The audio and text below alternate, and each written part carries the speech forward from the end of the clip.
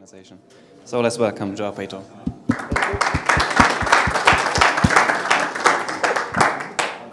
Thanking the organizers for the invitation, and also the society for, as you mentioned, for contributing to with funds for this project that I'll tell you about. This is my first participation in a cryonics conference. And so I'll tell you a little bit. So I come from the Integrative Genomics of Aging group at University of Liverpool, and as the name implies, we work mostly on aging.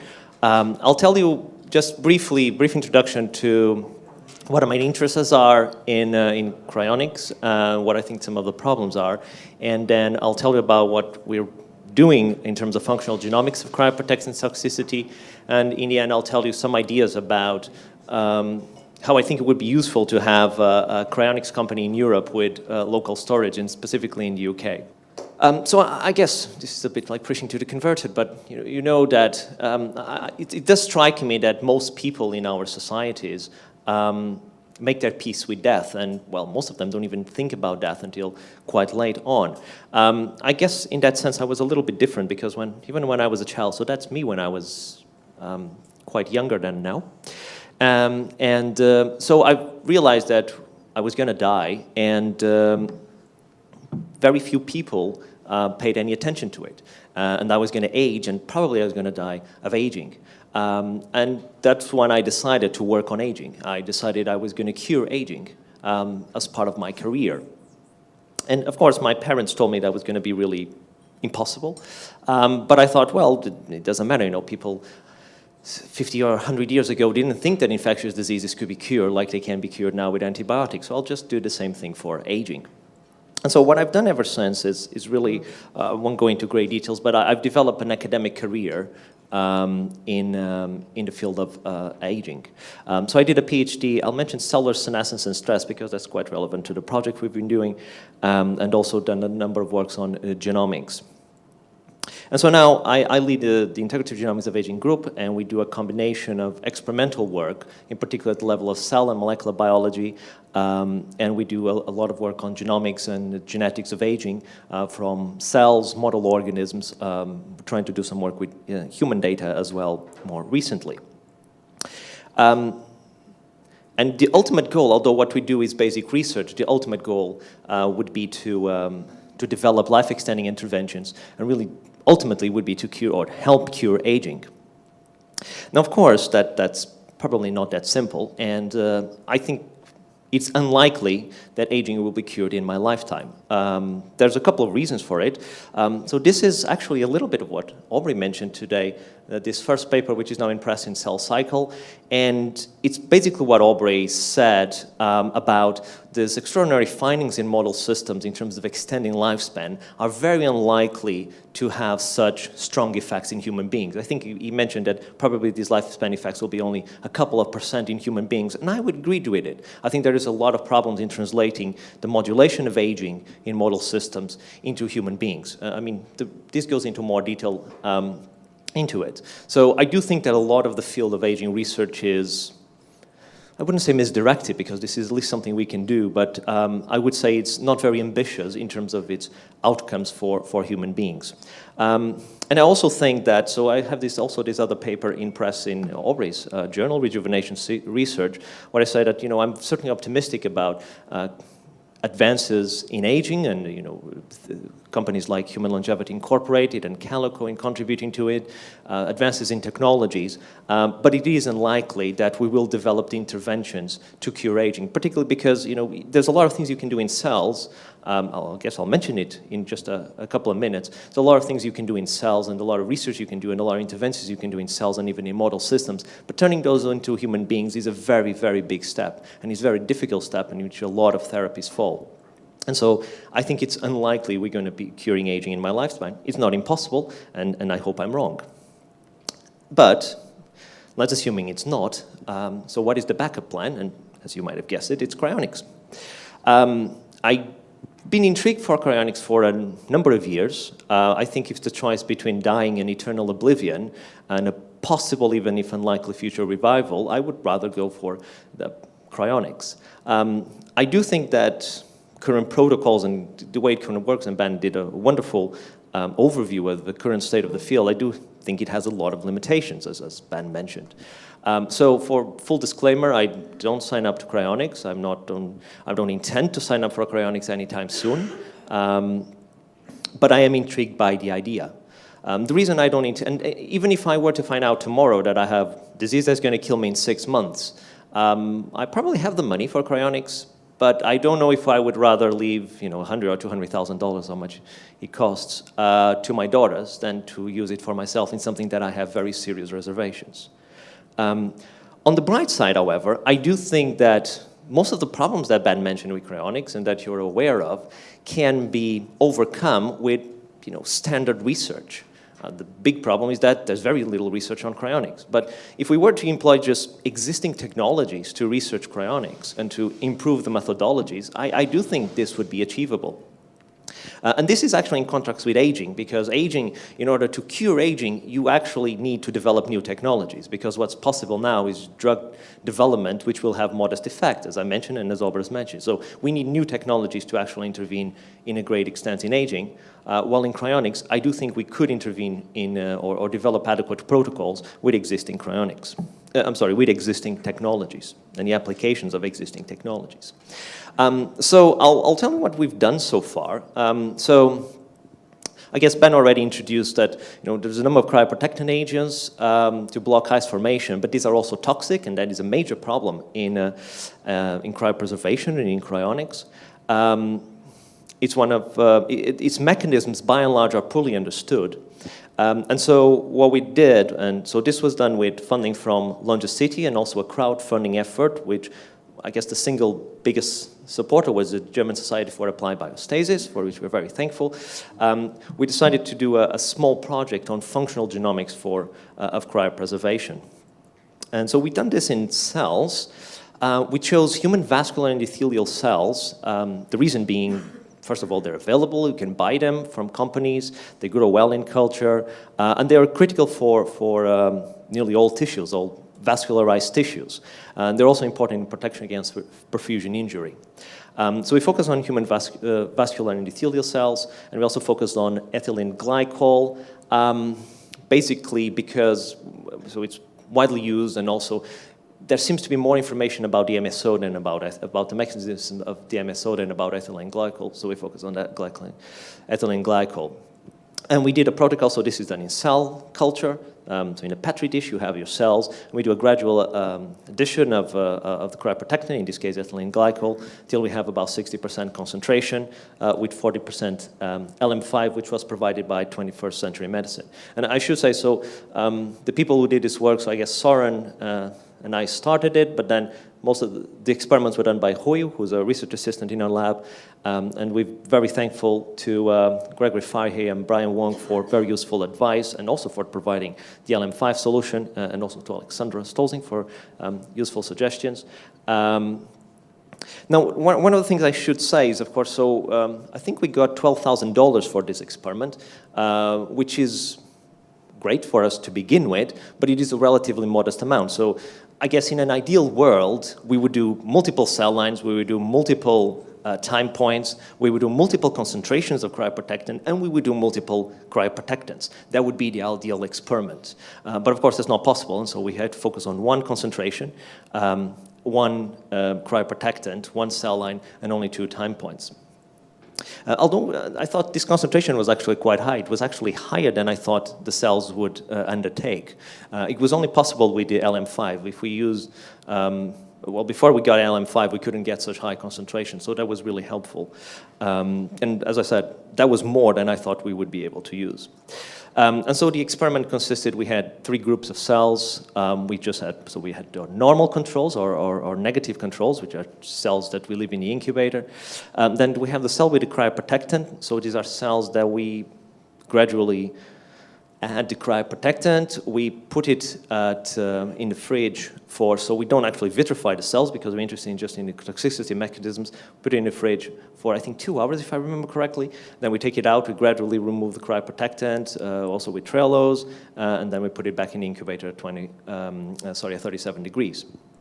And we also have a cold control, which is essentially the same as this group, only doesn't have any cryoprotectant. So it basically has LM5 and Trehalose, but not the cryoprotectant.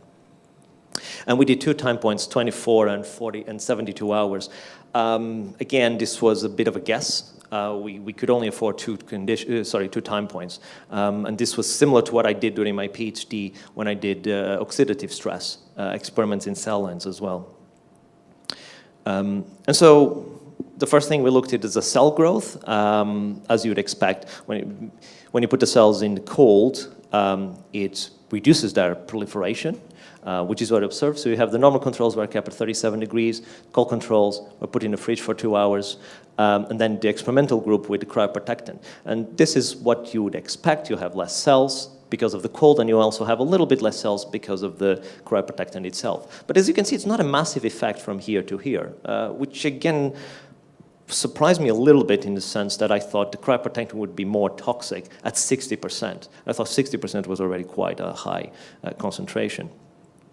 Then what we did was we did a microarray for measuring gene expression levels. I know many of you are not biologists, so I'll briefly explain what this means. So essentially, proteins, which are the machines of life that determine our traits and are involved in all of the cellular functions and processes, they're in turn encoded by genes in the genome.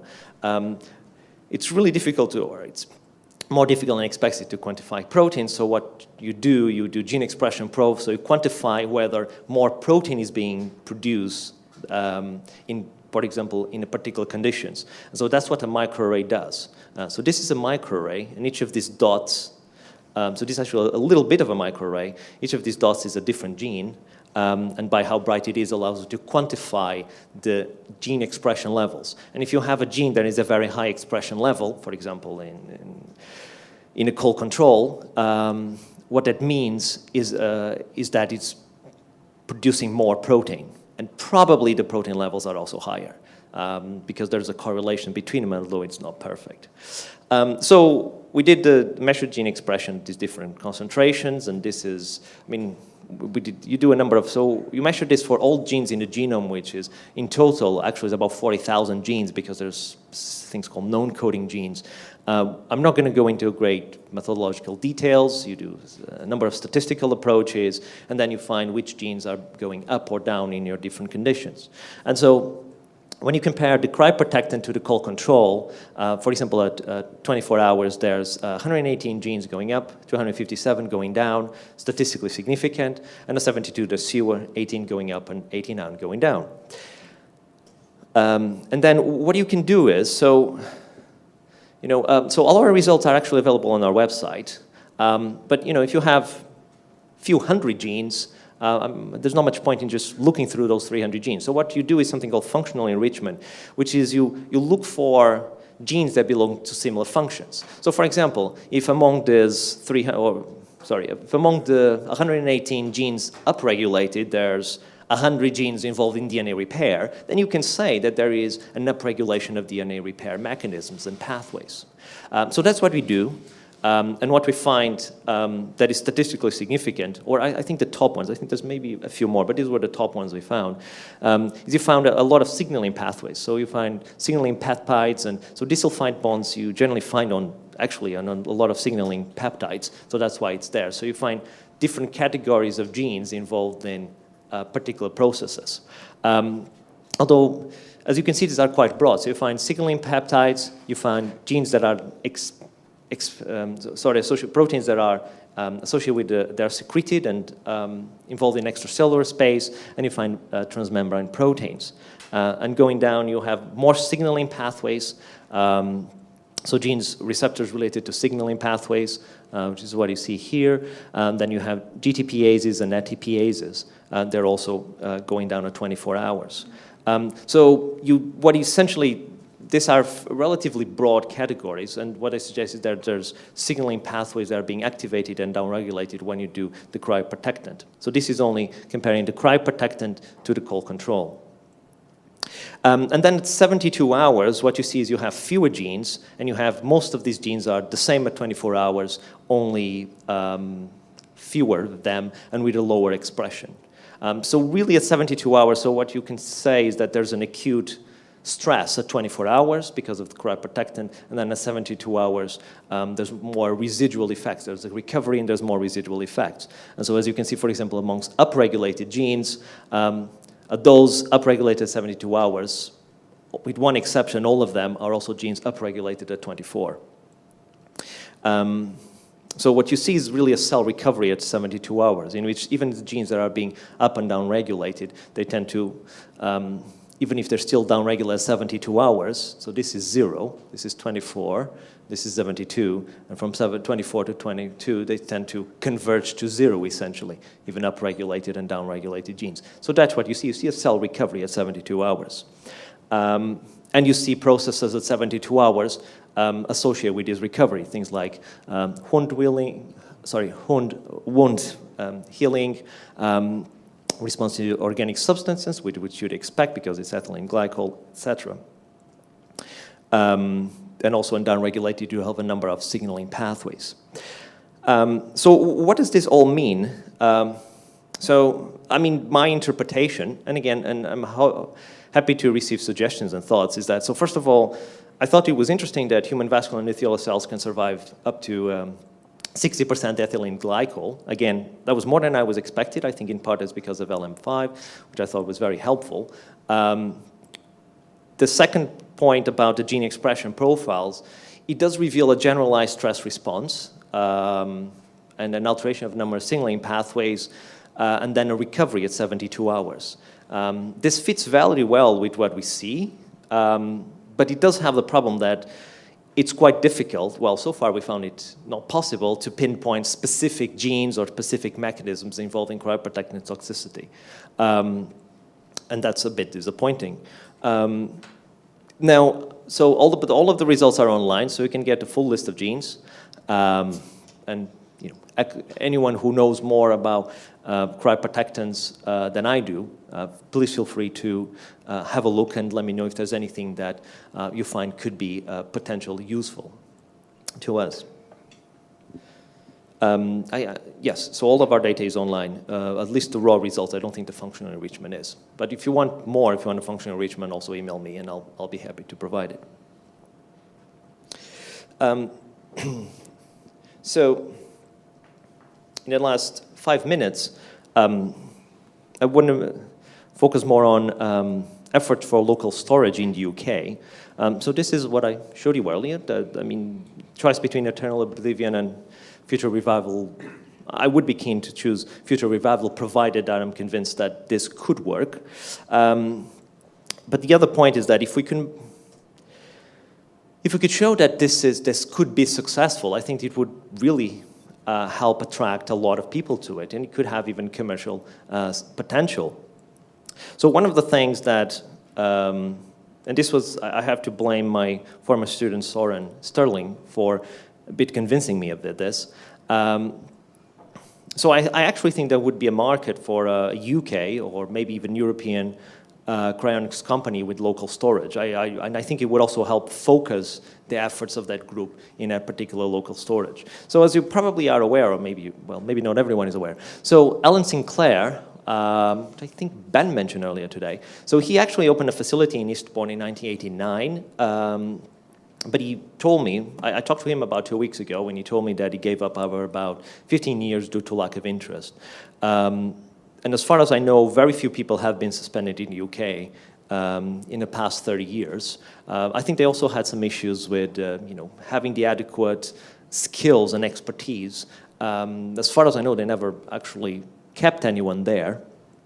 That's as far as I know. So there was this one effort about creating local storage in the UK. And I think that would be really useful for a couple of reasons. One of them is that, and this has been mentioned already during this conference, is that we need to find this idea that death is okay. And I've always wondered, why more atheist millionaires don't sign up to cryonics. I think it's fair. And I mean, I guess Max Moore talked about this yesterday. We had a discussion yesterday that there's peer pressure. I think there's issues, a lot of issues with the reputation of cryonics. I mean, people don't really believe it's going to work. Myself, I'm probably a little bit on the edge on that one, actually. And people also believe it's embarrassed. And I mean, there's this urban myth I don't know if it's true or not, that people are more afraid to be embarrassed than they are of dying. I don't know if it's true or not, but I certainly think that's true for a lot of people. And so if you think you're going to be embarrassed by saying you're going to do cryonics, then maybe I think a lot of people would rather not. And as you, again, been discussed yesterday, a lot of people make their peace with death, either religion, but even non-religious people, quite a few do that. But if we could change that, even if in a small fraction of the population, I think it would be tremendous benefit both for cryonics and for life extension research, because as Aubrey mentioned, the overall idea of cryonics, or the concept of cryonics and of curing aging, they share the same ideology that death is bad for you. But I would say I find it. So I also do some outreach work, and I give talks to convince people of life extension technologies and if it's important. I mean, certainly not as much as Aubrey, but I do quite a bit as well. And I find it quite difficult. I think people with life extension, there's always this concern about overpopulation. There's always this concern about how just it's going to be. There's a number of social and global concerns in the minds of people that make it difficult to sell, I think, the concept of life extension. Some people already accept it. I think there's more people accepting it than 20 years ago, but it's still difficult. I do think that fighting death would be easier from a cryonics angle because it's more personal. You're not talking about the global scenario. You're talking, would you like to die, or would you like to have a chance to maybe live in the future? So from that perspective, I think it would be easier. I think it would be really wonderful, and I would be very happy to be involved and help to create a local storage company. I think the key would be to have adequate PR, and again, the key would be to show that this is reliable in the sense that it is high-tech, it's based on the latest technologies, it's professional. So it's not just a group of friends that want to cryopreserve themselves. No, it's a group of professionals that will help you, just like in medical establishments. I wonder whether we should call it something else, actually, because I do think cryonics has a kind of a poor reputation. So maybe call it, I mean, a lot of marketing companies like to do labels and change names of something. So instead of calling cryonics, maybe calling, well, maybe biostasis, since this is organized by the Biostasis Society. And essentially try to market it in a more aggressive way. But for that, of course, it does need to be reputed and a reliable effort. I mean, I live in the UK, so obviously there would be advantages for me in setting this up in the UK, but I know some people have been thinking about Switzerland as well, which then have the advantage of being able to do elective cryopreservation. So the point would be to one day turn cryonics into a reasonable gamble. I took this quote, you won't find out from it, it's a UK thing, but basically the point is that, and I think it would be quite applicable to cryonics, is that if you have a very low chance of success, but you have nothing to lose, then you'll take that very low chance of success. And one of the things I've noticed is that people, when they have terminal diseases, they will be willing to pay a lot of money and take a lot of chances and side effects to get therapies that have a very, very low chance of success. So cryonics, hopefully the idea would be to turn into something like that. You won't be able to guess. This is from a UK charity called Rare Disease UK, which focuses on orphan diseases. I probably was looking to see if I could get some funding from them for something. That's why I came across it. But I thought it would be quite applicable to cryonics as well. So I think that's it for me. So in summary, I do think we need to convince people that death is really, really bad. I mean, people know death is bad, and as I think Ben mentioned yesterday, if you put a gun to someone's head, they'll choose to live rather than pull the trigger in the vast majority of cases. But people don't think that far ahead, and I do think people who accept death are deluded, mostly by religion, but for other reasons as well. So we do need to convince people of how bad death is. Then I told you about our work on human vascular endothelial cells, which are I thought was surprisingly resistant to ethylene glycol and recover well after the exposure, so at 72 hours. You see a clear recovery, which I think is good because these are important cells in our organs, and so that's important for cryonics. And the functional genomics of cryoprotectant toxicity, when we do the gene expression profiles, it reveals generalized stress responses, but so far nothing we can really pinpoint as the mechanism. But again, any suggestions, please let me know. Unless I told you that we do need an European or UK cryonics company to fight deathism, and I would be glad to help it succeed.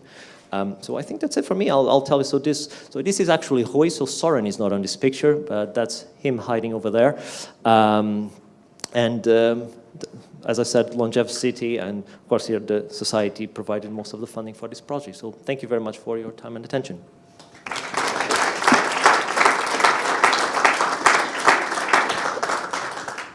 Thank you very much for your talk. Any questions? Okay. It's a remark not just to a point of your report. I wonder if anybody has tried to use endogenous cell cryoprotectants.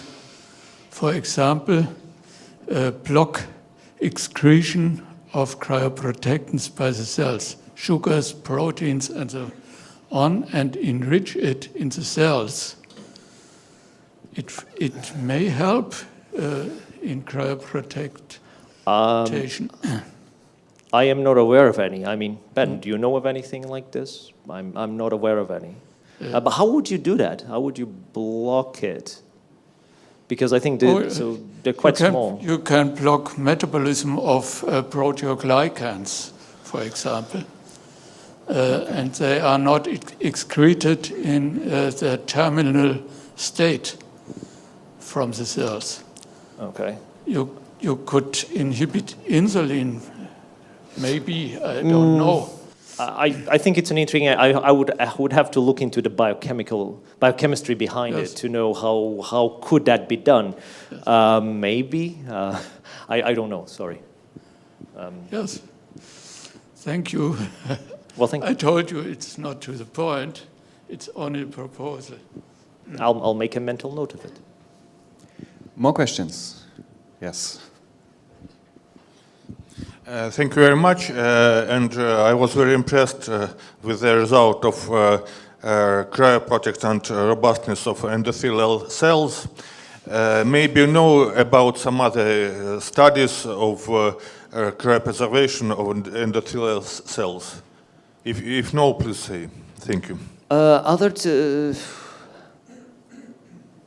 I'm not aware of other studies on vitrification of endothelial cells. From memory, I have to say I'm not. There might have been cryopreservation, just standard methods, but I'm not aware of any, sorry. Okay, there was another question right here. Yeah, actually, it's more of a complaint than a question. You talked about $12,000 funding and how you could have done this and could have done that. Why didn't you come and ask for money? I had this yesterday with the Russian guy saying they ran out of money, but I never heard from them. Please ask for money. We have some money. We want to give you money, lovely money. Please ask for money. Put in a research application, please. Can you say that again so I recorded it? Well, certainly, I'll do. I'll ask you for money. Don't worry. Thank you. Thank you very much. You guys are awesome. So, thanks again. Thank you.